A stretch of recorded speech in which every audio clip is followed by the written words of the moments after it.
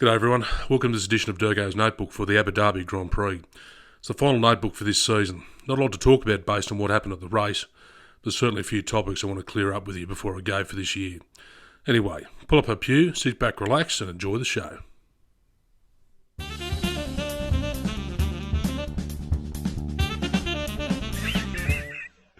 You wouldn't fucking read about it. The Armchair circuit. Now, everyone's been going there for a few years now, and there has been some changes made to the general layout of the circuit. But the question's got to be asked, have they made the right changes? And based on the real estate that the circuit is based on, being around a body of water, they don't have a lot of room where they can change it much more than what they already have. I've always liked the Armchair circuit, but I think the changes they've made were there to bring about better racing, closer racing, opportunity for more wheel-to-wheel coming together and obviously challenging the drivers more to push themselves. But have those changes really made any difference? I don't believe they have compared to what it was before the original circuit layout. But that's what it is, and it's just the circuit we have to deal with as it is for what it is.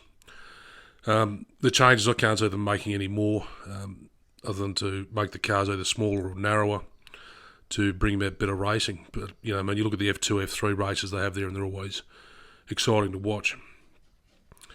FP1 itself, it was interesting to see all the new, potentially up-and-coming drivers, especially Logan Sargent, who's now scored enough points to get his super licence to race for Williams next season. They all got a chance to go and play in the sandpit for FP1. And for some reason, Alfa Romeo, they keep dragging Robert Kubica out of the closet to plant him in the seat for one session. And I think, no discredit to Robert, he did win a race many years ago, but I think it's time Alfa Romeo and the Sauber-backed team start to look elsewhere for another driver that is an up-and-coming driver that can be better suited to their needs as a replacement for the future if Bottas or Guan Yu Zhou don't come back to the stable. The race itself, it was pretty boring. I thought I was watching a Middle Eastern version of the French Grand Prix only because it was a complete non-event, as per this highlights package I'll show you now.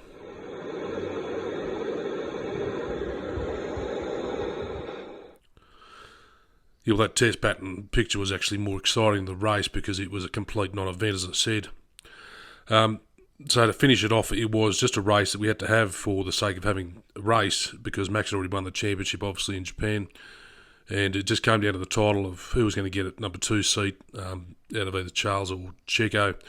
And obviously it went to Charles because Max didn't do his teammate any real favours, I guess. At the previous race in Brazil, we've already discussed that. We've gone on from that.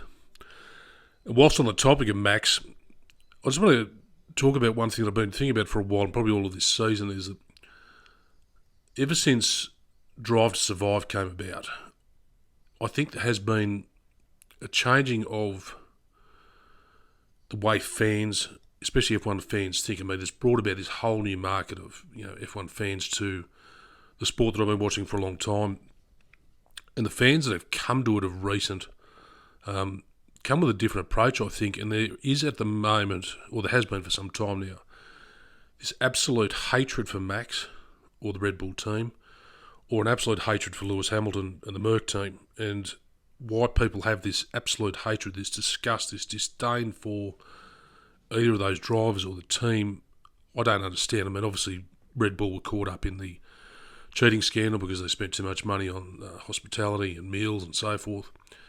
But all that's been cleared up. They've been fined, they've paid the debt, penalties are in place and so forth. But then people just have this thing they've just got to just go all out to just hate Max, hate Lewis, whatever. Just any comment that's ever put, not only in this group, but on all sorts of social media, Reddit, whatever, Twitter, wherever you go. If somebody says something about Max, somebody's just going to come back with a retaliatory comment of just absolutely slandering the bloke, or Lewis, or any other driver. It's just this concept of, no, I'm right. And I think, is it Drive to Survive that's done it, or has social media ruined it? Would our fan base for F1 still be the same if we didn't have things like Facebook or Twitter or any sort of social media, or Reddit, Instagram, whatever? Would it completely change, and would we go back to just the basic fan base? But I think with social media, it has really potentially ruined the sport in some ways, just because it's built up this hatred of, you've just got to go out and hate a driver and tell everyone why you hate him. Which, fine. I understand some people have got their grievances. They don't like a certain driver for a particular reason. But why you can't just accept that a person has another view or opinion on a driver is beyond me. That's what I want to say on that, to clear that up.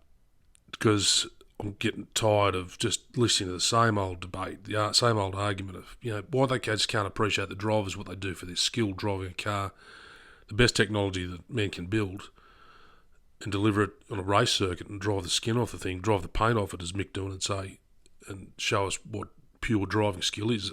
People are more worried about, debating some factual nonce. It's just beyond me. Anyway, that's enough of me whinging.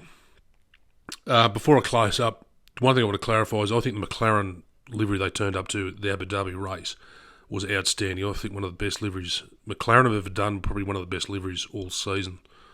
I just think it was awesome, and I hope they come back with it next year, because I think it was just an outstanding livery that we saw there for Abu Dhabi. As this is the last notebook for this season, again, thank you for watching, and watching the podcast with Tony during the year, of course. But I brought the notebook back, and for January, I'm going to have a special visitor here at the desk. Lee Thatcher's coming up to visit me, and we're going to do a bit of a season preview, I think, before any of the season testing gets underway. And I'm just going to throw a few ideas at Lee and get his opinion on stuff before we go to the pub to clarify what we've discussed in that meeting. So anyway, that's it for this edition of DURKO's Notebook for the Abu Dhabi Grand Prix and the 2022 season. Again, I thank you for your patronage and support throughout the year. And I will be, of course, going to Melbourne for the Australian Grand Prix with a couple of special guests flying in from overseas. But until then, and I'll return in January, I wish you all the best for the festive season. Until the new year, thanks for watching. Bye-bye.